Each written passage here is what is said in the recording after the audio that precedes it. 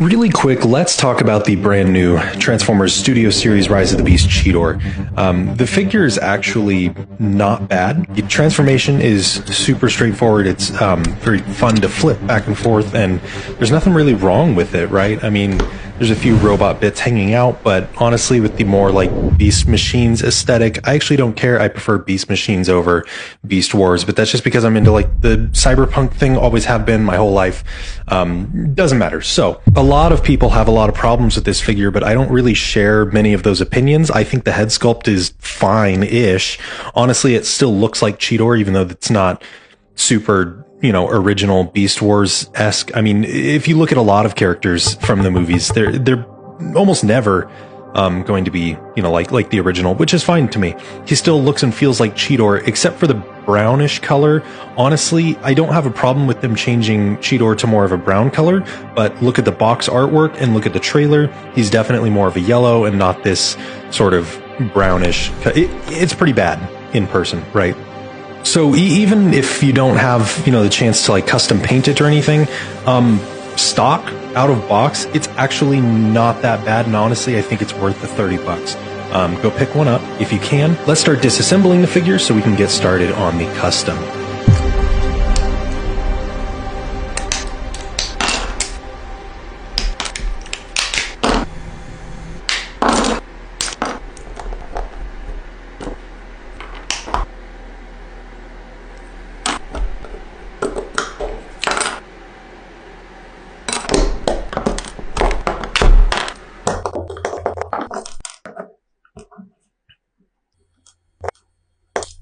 How weird.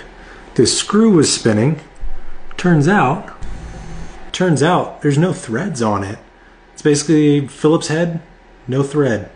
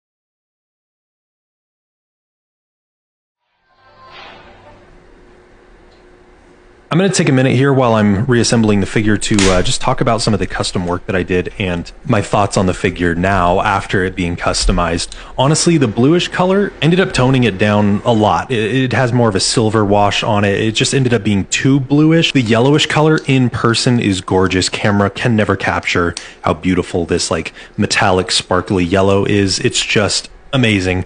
It looks like Cheetor, it feels like Cheetor, and it looks more like the trailer, actually.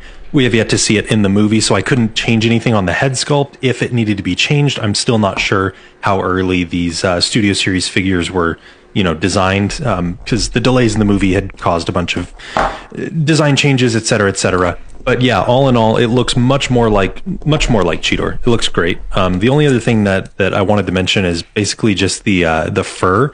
At first, the fur turned out really nice, but once I got the wash and the weathering on there, it ended up looking too much like the metallic yellow, and there's not a massive difference between the fur patches and the metal, yellow metallic color.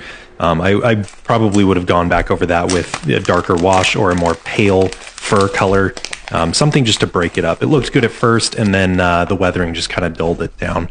But without further ado, everyone, check out the cinematic of the finished Transformers Studio Series Rise of the Beast Cheetor, and let me know what you think.